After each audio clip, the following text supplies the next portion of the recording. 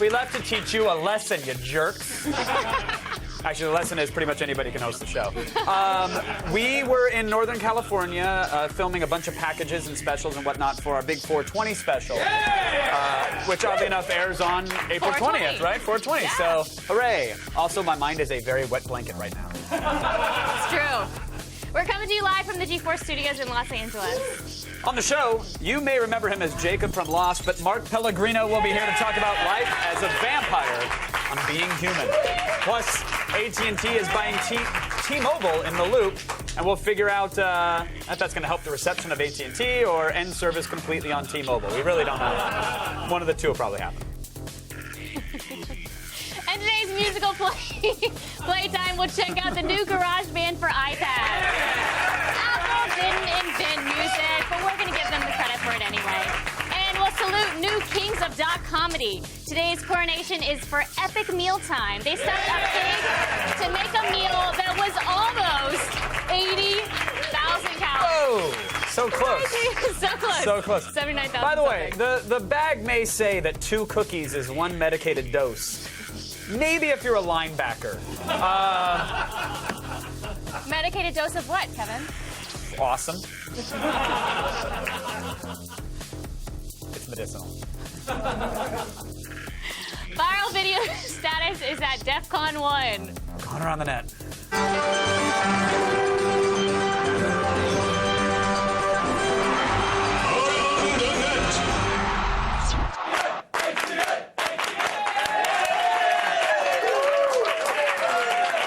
All right, folks, our number 5 video is a crane doing its job, which is to amuse me.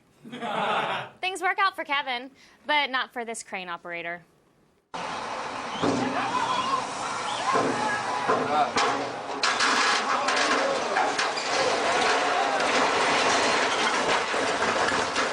Crane over, bro.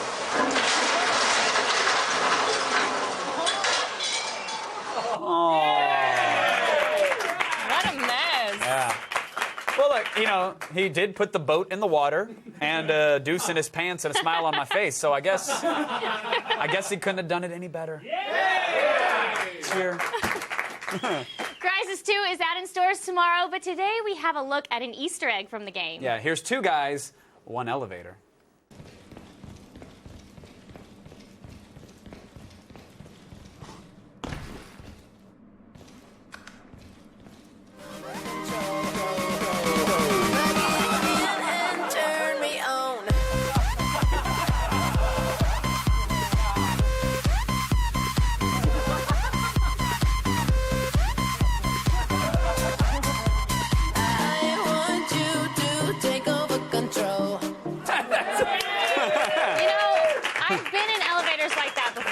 Well, I've been in masks like that before.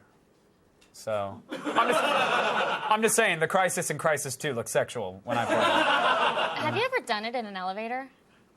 Disco danced with another dude? No. Done it. Oh, it. Ah.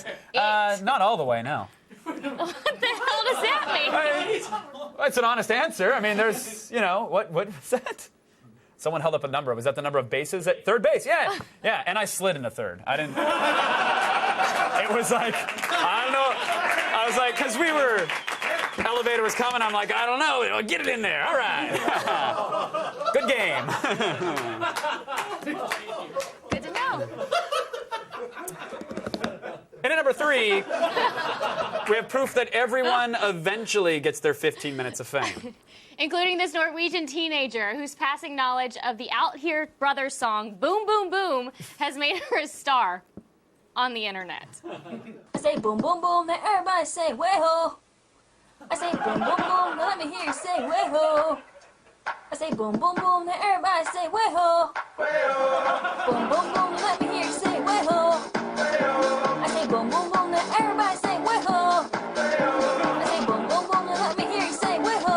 I say boom boom boom, then everybody say way ho.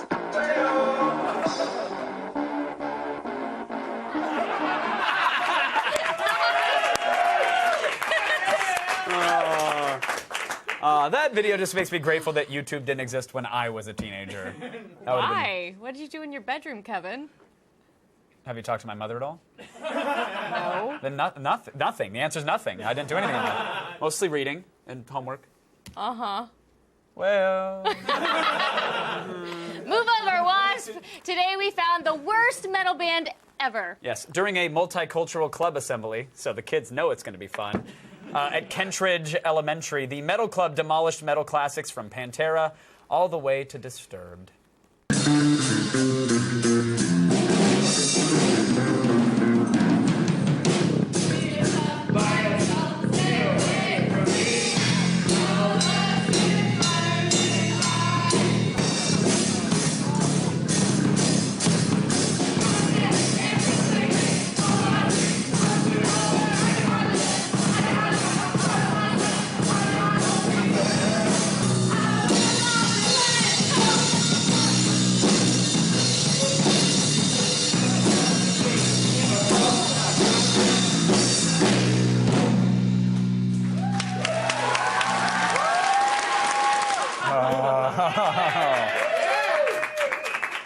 You know, I'm telling you, that's what you get when the DARE program actually works. Take the drugs away from the kids and you got their Hot Topic medal at the assembly. I'm telling God, you. that was awful. Still ahead, a galaxy far, far away gets an old-timey twist. Take it away, Kathy May 15 with that infectious hit. Whoa! Boom, boom, let everybody say way-ho. Boom, boom, let everybody say. Today's ATN featured a metal band thrashing at an elementary school assembly. This performance has us thirsting for their epic debut. So tell us, what is the name of this band's first album? Tweet us your responses at AOTS #OMGROFLOL. If your response bangs our heads, we'll feature it on Friday's show.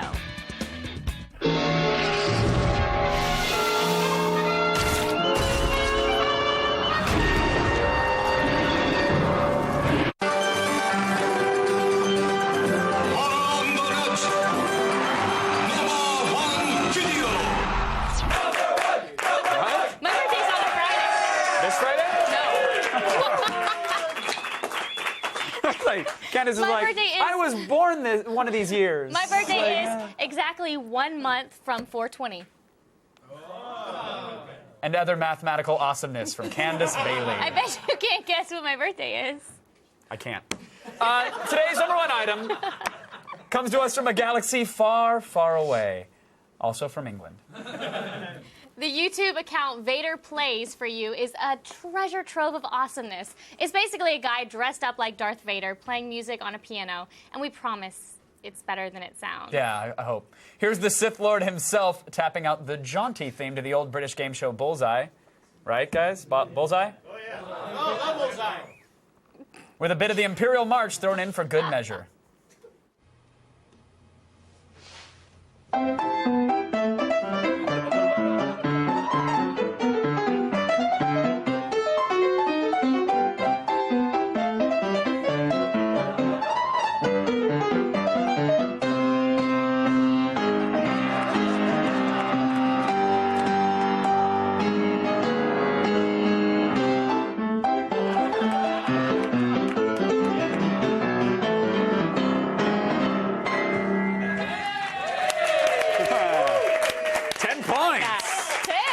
I'm giving them 10. Nice. But it's weird because I think that's the soundtrack to some rare vintage erotica that I have.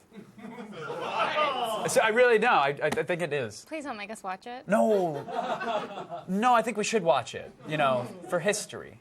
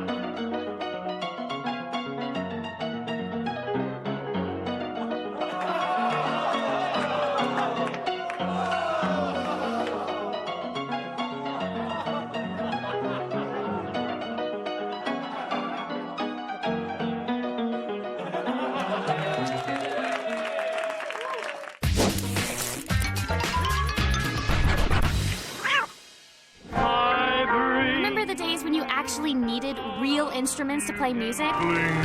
Now with GarageBand on the iPad, you have an entire band in the palm of your hands. Using only your fingertips, you can produce a musical masterpiece in a matter of minutes. So let's rock!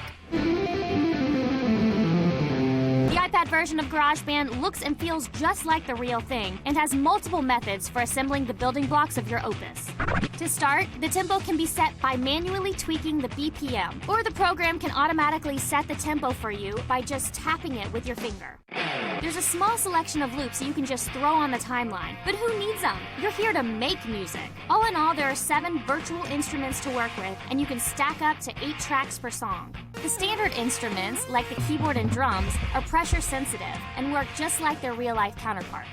The drums are mapped out in first person to give the impression of being seated in front of a real kit. All you need to do is give it your best John Bonham and bang away.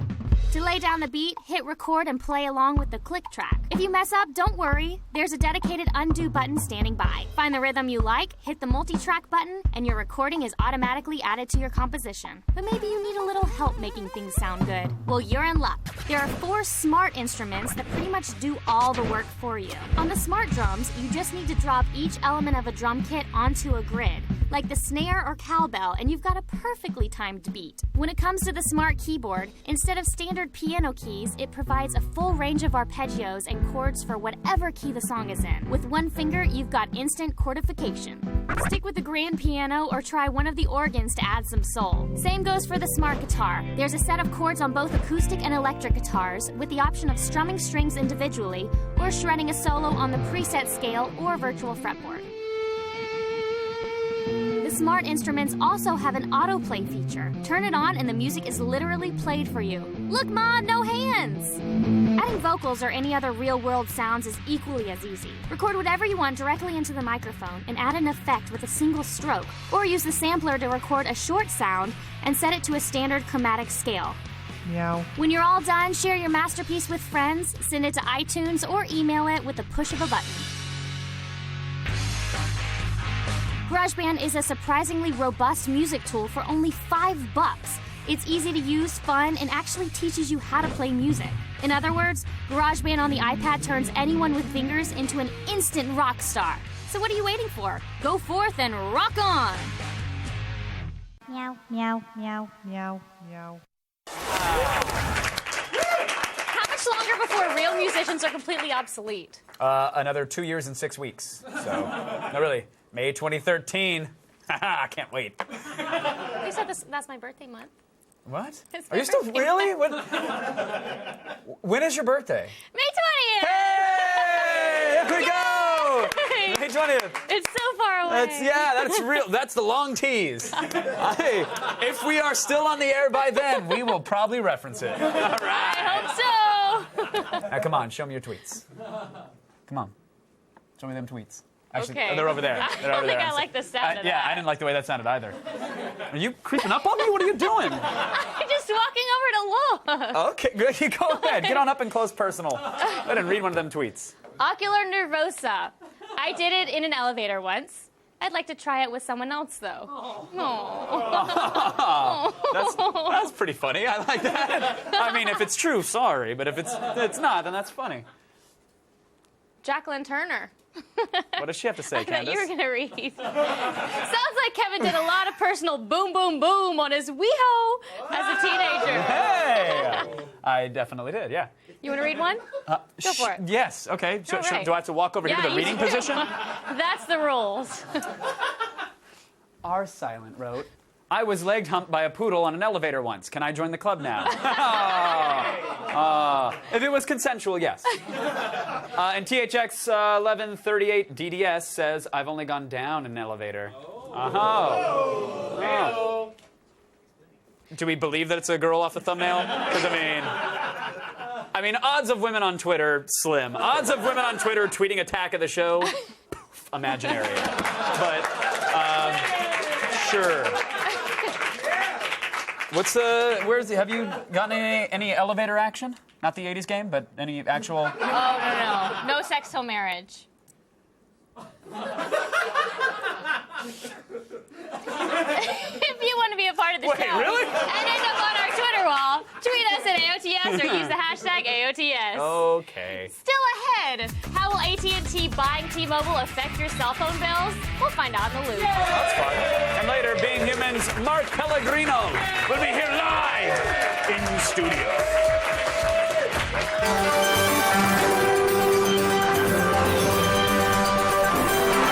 What happens next? These girls are getting ready to break it down arcade style. So what happens next? Does one of the girls punch the other in the face? Does one of the girls slip and faceplant? Or does someone walk straight into the nearby glass door? Find out when we return.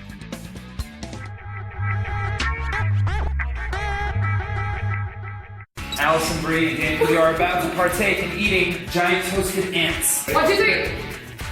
Oh, actually, kind of delightful. Very hummusy.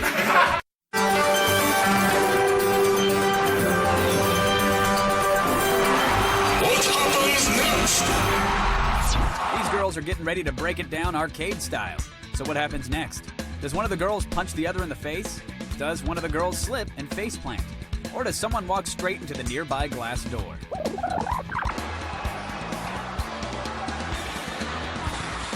I don't think many people, including himself, saw that one coming. Okay, Kevin, I made a decision. What? I'm giving it away. Oh, so you're not waiting? All right. Not that. Oh, apparently I'm going to help give this away. It's time for today's epic giveaway.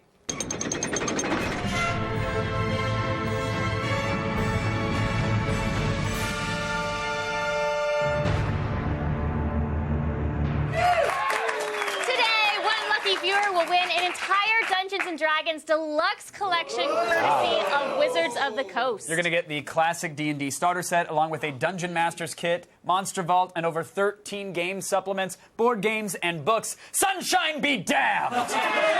You also get this, I caught it, crappy cell phone prop from our old set. What's inside of it? We don't know. I don't know. Will it land you on a watch list? Only one way to find out. To enter, visit g4tv.com/epic giveaway. Get your entry in between now and Tuesday, March 22nd by 3 p.m. Eastern to be eligible. The winner will be announced on tomorrow's show, but right now, it's time to get our feed on. Bring us the news, Andy Allo. Thanks, guys, and it's time to start the feed. All the news you need to know. Feed. It's Monday, March 21st, and here are your top stories. All bow down to the big three. AT&T is buying T-Mobile, leaving Verizon and Sprint as the only other wireless carriers in the U.S. Seriously, the $39 billion acquisition. $39. It was $39. That'd be awesome. The $39 billion acquisition would make AT&T the largest mobile carrier in the country with 130 million subscribers. Now the proposed deal will head to D.C. where regulators will examine potential antitrust issues. While AT&T promises improved service and better LTE coverage in the future, some public interest groups are calling the mega deal, quote, unthinkable. But we'll have more on this new telecom overlords in the loop. Now, if you're a lover of porn, you'll be... Yes! I don't know what you're talking about. You'll be glad to hear that finding the goods online will soon become easier thanks to the newly approved XXX domain. The Internet Corporation for Assigned Names and Numbers, which oversees domain regulation, had volleyed back and forth on the issue for over a decade, but now they've finally approved the usage of .XXX. The .com adult fair won't be going anywhere, but over 250,000 XXX domains have already been pre-registered with the ICM registry. Crazy.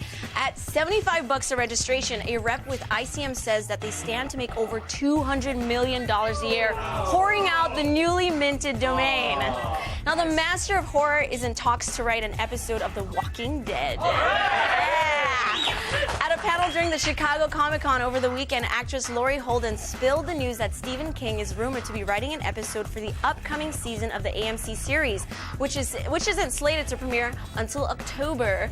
The move makes sense considering King's previous collaborations with showrunner Frank Darabont, which led to films like Shawshank Redemption and The Green Mile. Why can't October come sooner? Jeez. Turns out the Nintendo 3DS doesn't burn holes in your eyes. Instead, the American Optometric Association says it's a godsend for kids. What? Really? Their logic is that the autostereoscopic 3D device can actually help identify the early warning signs of the kids with amblyopia, otherwise known as a lazy eye.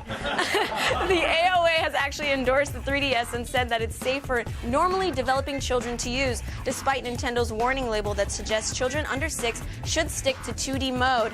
If this sounds a lot like a dentist suggesting a healthy dose of candy be a part of your kid's everyday diet, that's because it is. And finally, a rumor is circulating that Microsoft's next Xbox will be arriving in 2015.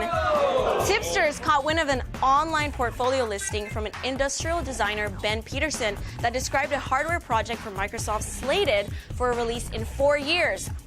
But it doesn't matter because we all know the world's going to end before then anyway. I'm Andy Allen. You've just been fed. Over to Kevin we go. Thanks, Andy.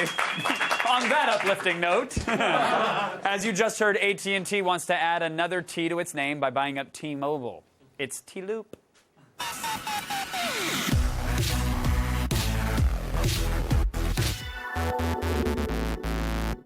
Joining me from New York to help us make sense of it all, senior staff writer for Business Insider, Dan Fromer is here. Hello there, sir. Hey, I want that old Nokia phone you just had up there. Believe me, we have barrels of them. They're all yours. So tell me, how big a telecommunications giant will AT&T be if this T-Mobile acquisition goes through? Well, it's already the biggest. It's just going to get even bigger. Maybe 130 million subscribers instead of 95 or something like that. But definitely the biggest by quite a wide margin now over Verizon, which would be number 2. Well, Dan, because of that overwhelming size, do you think it'll actually go through? Will this merger happen? This is definitely a risky bet on AT&T's part, but they certainly have experience in this field. Remember, Singular used to merge with AT&T Wireless, and then AT&T bought Bell South. It definitely has experience in mega mergers, and they really said that they thought through all of it, and they think they have a good case here. But there's certainly the case that could be made if the FCC and the Department of Justice want to say, we don't want to go from 4 nationwide carriers to 3. Let's not let this go through. So if that happens, T-Mobile gets $3 billion and some spectrum and a roaming deal. So they certainly thought this through. All right. Now, I read the headlines and then read the story and looked at everybody else, and we kind of confused, in a confused manner, threw our arms in the air and went, yay? Because we don't really know who wins in this case. Let's say the merger goes through. Does this mean anything for T-Mobile or AT&T customers? Well, first of all, it's definitely good if you are, AT&T or T-Mobile because you get to do this deal, and it's bad if you're Sprint or Verizon. But as far as customers go, this is not some evil plot to destroy the world. The goal here is to build a larger and faster 4G network by taking people that are on T-Mobile's 3G network, moving them to AT&T's, and then turning that whole thing into a giant 4G network. So ideally, there will be faster speeds and better service for everyone. And people have been complaining about how bad AT&T has been over the last several years. So if this can actually make a better network, maybe it's worth considering. Yeah, I mean, I read a lot of posts online that said, well, if they've got billions of dollars sitting around in their chest, why don't they improve their network? And I said, well, I think that's what they're trying to do, essentially. They're just trying to buy another chunk of that spectrum, especially a high-speed one, and then give it to those customers, right? Exactly. This is not, let's just keep getting bigger and bigger and bigger, although that certainly plays a role. But this is a situation where there's not an unlimited amount of spectrum, and T-Mobile has a lot of it that can be useful if these two companies merge. All right. Now, Dan, T-Mobile launched Google's first Android phone. It's done that with a lot of Google support and their help. Could Android end up being a loser here if this merger goes through? It's certainly possible. I think it's too early to tell. T-Mobile is not the biggest Android carrier in the U.S. That's Verizon, which has the Droid and that whole series. But T-Mobile has certainly been arguably Google's closest partner. They did the Nexus phones. They've done a lot of work together. So conceivably, AT&T may say, yeah, we're not so crazy about this Google stuff. Let's not make that big a deal out of it.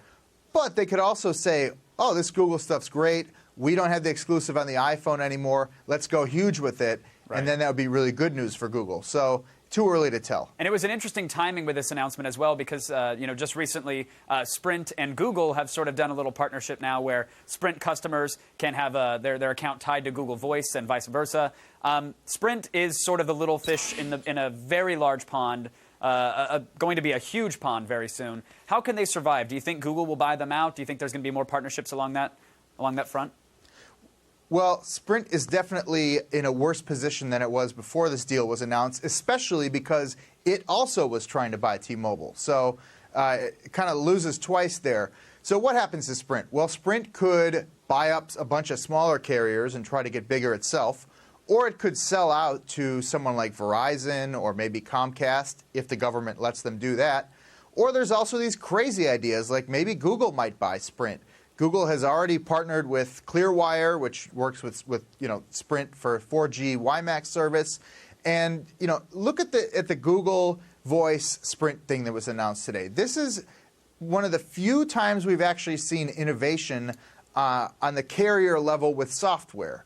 You can talk all about how less competition in wireless carriers means less innovation. But when's the last time the carriers have really innovated? It seems like just by making things more expensive is the innovation they've been doing. So, if Google owned or at least was in control of the software on the phones and the network and the pricing strategy and the marketing and all these things, that could be really interesting. That's where we could start to see some innovation that the other carriers who are all terrible at software just don't seem to get. Then Apple buys Verizon, and I guess Microsoft gets what's left of Boost. I don't know. I don't think anybody would care. And But thanks to Dan Frommer from Business Insider for keeping us in the loop. As always, we appreciate the analysis, good sir. But now, let's head over to Candace. Time to crown some new kings of dot comedy. Epic Mealtime isn't just gross, it's also hilarious.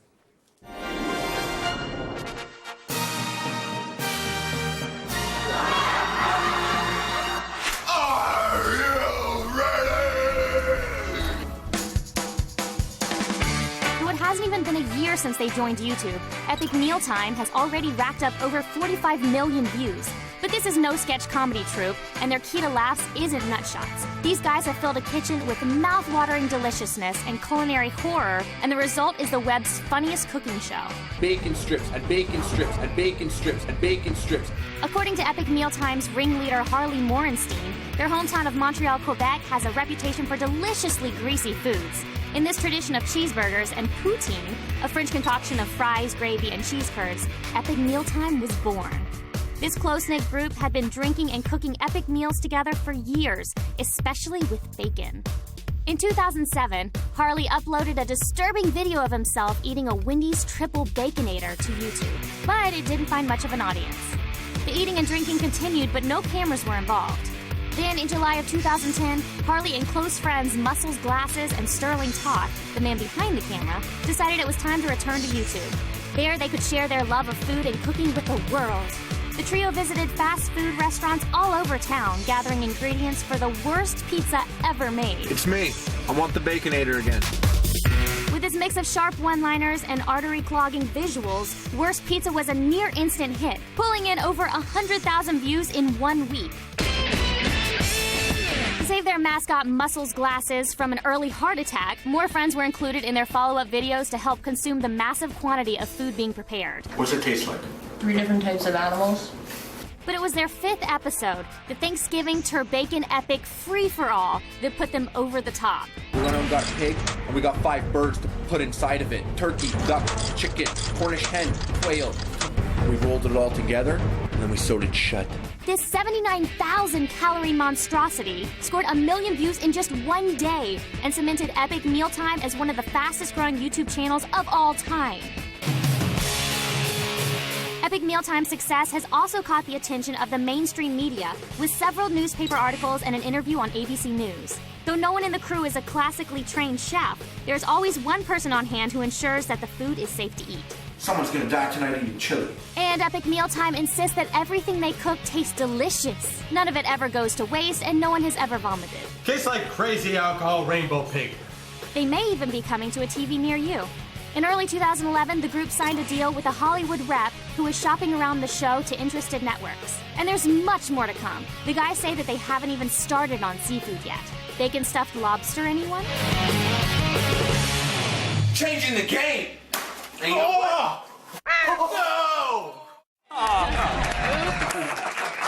news!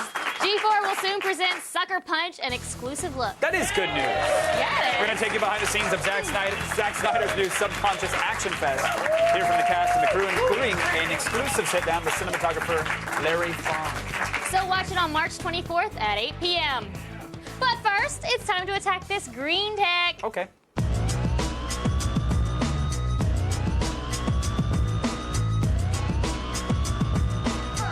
A lot of people talk about reducing their carbon footprint, but it looks like the guys at Oat Shoes took it literally when they created these green kicks.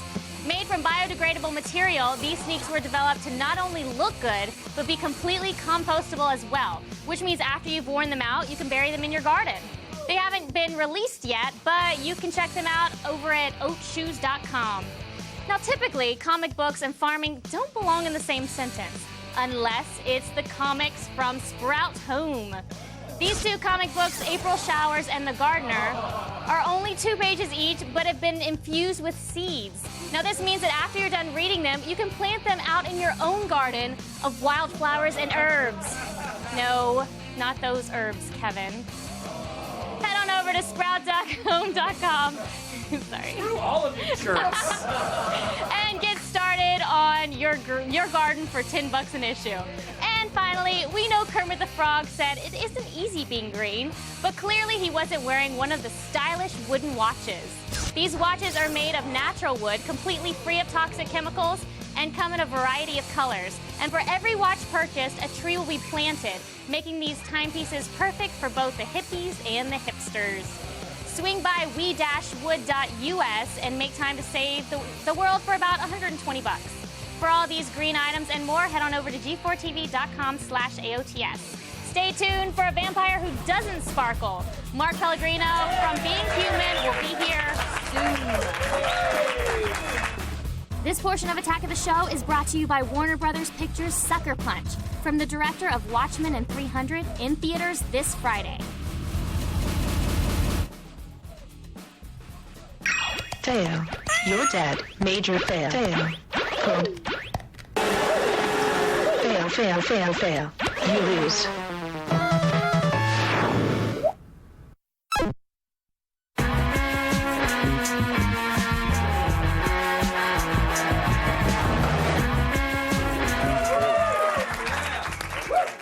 You know, my next guest is lucky that I don't shove some wood into him. That's out of... Hold on, that's out of... I can't lose her, right?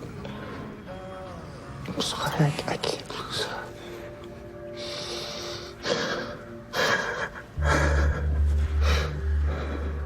Well, then you've lost me.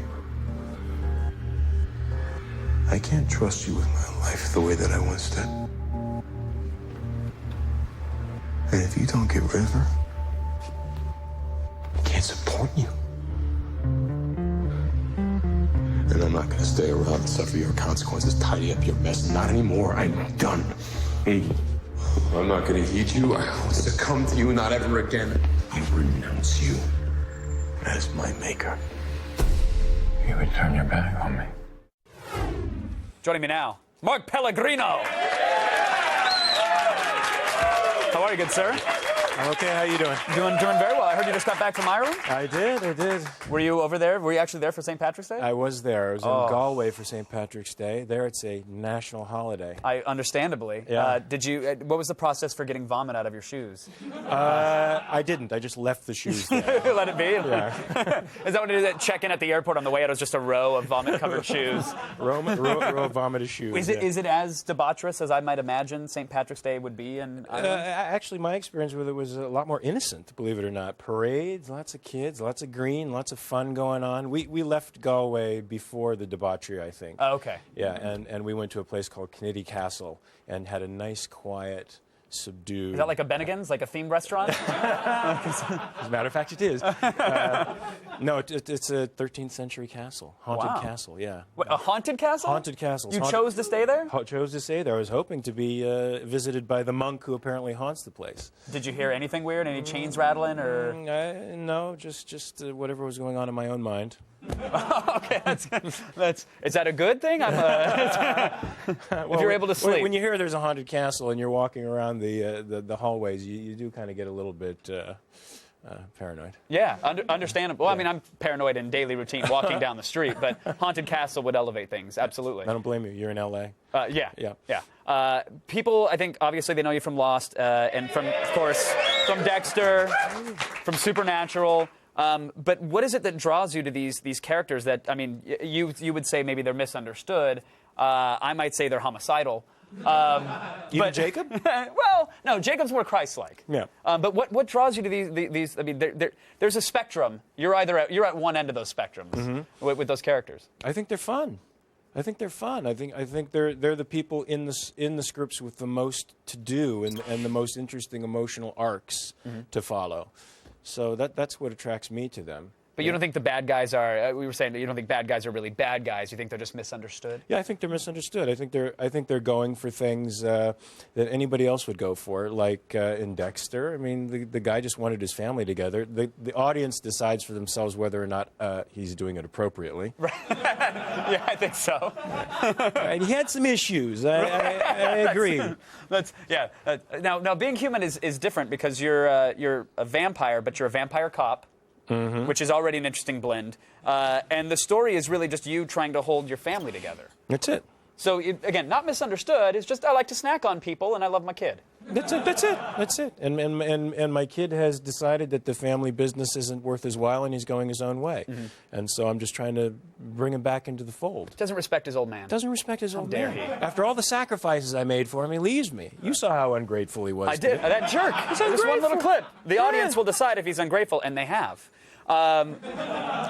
When you're done with the set, though, when you're done being the vampire cop, when you go home, I'm told that you're actually into zombies. More so than vampires. I do, yeah. I love zombies. In what way? Because we cover all sorts of fetishes on the show. Not in the biblical sense. I love it, but I love playing Left 4 Dead. Left 4 Dead is one of my favorite. Go, baby. Yeah, so good. Do you play online? I haven't played online yet, even though one of the actors on the show, Sam Witwer, is big on playing that online and has been trying to get me to go online. I haven't been able to do it yet. If you like losing and then having a 14-year-old taunt you while yelling at his mom for a Hot Pocket, you'll love the online experience. That's my stepdaughter. You'll love it. Well, I want to let you get back to the zombie slaying, but thank you so much for coming on the show. Yeah, thanks. It's a pleasure, Mark. Thank you very much. You guys can check out Being Human, there we are, tonight on Sci-Fi. And the rest of you stay here because Galactapedia has all the space news you need to know, like where the Eye of Sauron is right now.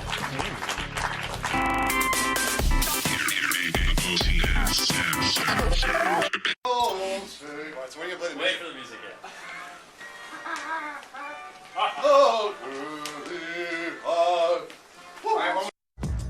Coming up tomorrow on an all-new Attack of the Show. Director James Gunn will be here live in studio with his violent new hero film, Super. Then in GadgetCon, we'll play with the HTC Thunderbolt, Verizon's first 4G phone. And Chris Gore's got the lowdown on new releases, The Tourist and Skyline in DVD-Doomsday. See it tomorrow. Fertilize that. Yeah.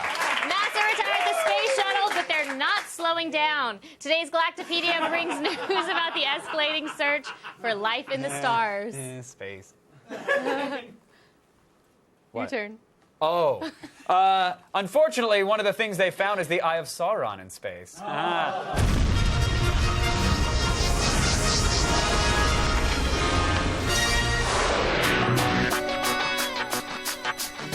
If space is the final frontier, then we better get our asses in gear considering we've only scratched the surface of our galaxy. First objective, get your ass to Mars. Last week, NASA's Jet Propulsion Laboratory marked the 5th year of the Mars Reconnaissance Orbiter's mission to search for water. Since the MRO entered Mars's orbit, it has taken and transmitted over 70,000 images back to NASA. Some of the most impressive images include the Mars Phoenix lander parachuting near a 6-mile-wide crater, Mars' southern polar ice caps, and blue sand dunes formed by chunks of carbon dioxide. JPL plans to extend the MRO's mission and is using the orbiter to find potential landing sites for the Mars Science Laboratory rover, which is expected to touch down in August 2012. Now, it's no secret that space exploration is expensive. That's why the National Research Council panel has asked NASA to prioritize and rebudget their programs in order to search for extraterrestrial life. One of the top projects on the list is the Mars Astrobiology Explorer Cacher. This European Space Agency and NASA joint project will send the MAX-C along with the European Space Agency's ExoMars rover on 3 missions to collect Martian terrain and return it to Earth to be analyzed for signs of life. If the ESA and NASA can keep their estimated budget under $2.5 billion, then we can expect a landing in 2018. And finally, just when you thought the Dark Lord of Mordor was defeated, think again, Frodo. Scientists have discovered a black hole resembling the Eye of Sauron from the Lord of the Rings trilogy. Located in the center of galaxy NGC 4151, the black hole is 38,000 light-years across and approximately 43 million light-years away from Earth. Black holes are singularities in space where the gravity is so strong that not even light can escape. Scientists believe that when matter gets pulled into the black hole's center, blue X-rays emanate from the matter. In these new images from the Chandra X-ray telescope, you can see the blue X-ray surrounding the center of the black hole, creating the pupil of Sauron's eye. Even though this eye may not be able to control legions of orcs, scientists will be able to study how black holes affect gases in a galaxy-wide scale. So even though the average citizen can't head into space just yet, the latest science and technology allows us to explore the galaxy without having to leave our planet.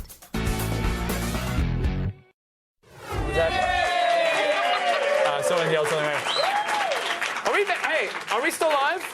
We're back! Hey! Well, since we're all still here together, no one's still watching. Let's do it. Mark Pellegrino for starters. Andy Allo, she's a very close second. Dan Fromer, guess what? Very important thank you to Dan Fromer, because he's awesome.